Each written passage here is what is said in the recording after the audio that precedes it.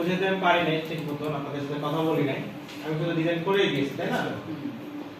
এখন আপনারা আগে ডিজাইনগুলো রেডি করবেন, রেডি করে আর্টবোর্ডের মানে ইমেজের উপর রাখবেন না, মানে বিজনেস কার্ডের উপর রাখবেন না, রাখলে তো ঠিকই থাকে, তাহলে তো দেখতে পাবেন না, তাহলে স্টপ কালার করতে হবে, না হলে অ্যারেঞ্জ থেকে একটু ব্যাকে ফেলা রাখবেন।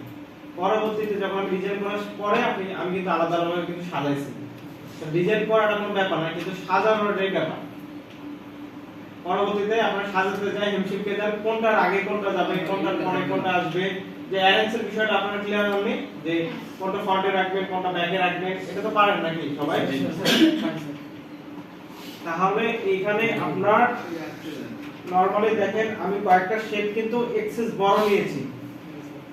সাপোজ দেখেন এই যে এই শেপটাই, এটাকে আনগ্রুপ করে আমি গ্রুপ করে ফেলছি, এই শেপটা আমি অনেক বড় নিয়েছি না, কিন্তু এই শেপটা আমি দেখলাম আপনারা জিনিসটা মানে অনেকে দেখলাম আমার ওই ক্লাসের এক স্টুডেন্ট দেখি এই কালো শেপ ড্রয়িং করতে দিছি না, কালো শেপ ড্রয়িং করছে, এইভাবে নিয়ে এসে এইভাবে রাউন্ড করছে, আমার এই জায়গায় কতগুলো কয়েকজন রাউন্ড করে এইভাবে করছে।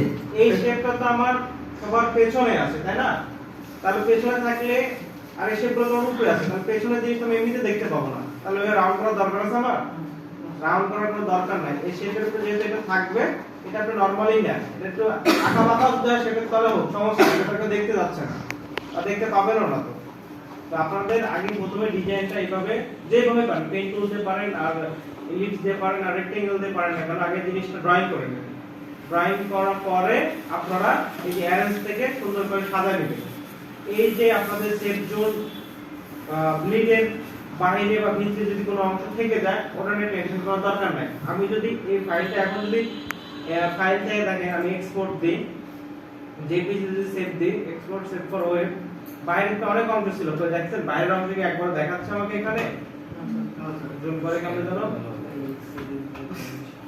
এখানে দেখেন আমার কি বাইরের অংশ দেখাচ্ছে?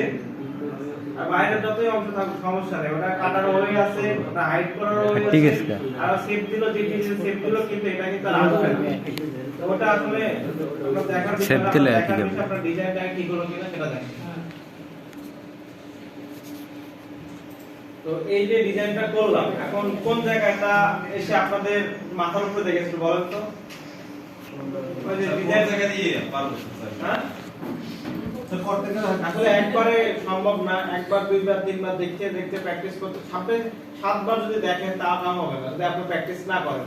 এখন একজন আপনাকে যদি বলি যে আপনি বই পড়ে না দেখে একজন সাইকেল চালানো শিখেন, তো পারবেন প্র্যাকটিস না করলে? তো প্র্যাকটিস করলে এখানে বুঝতে পারবেন যে আমার প্রবলেমটা কোথায়।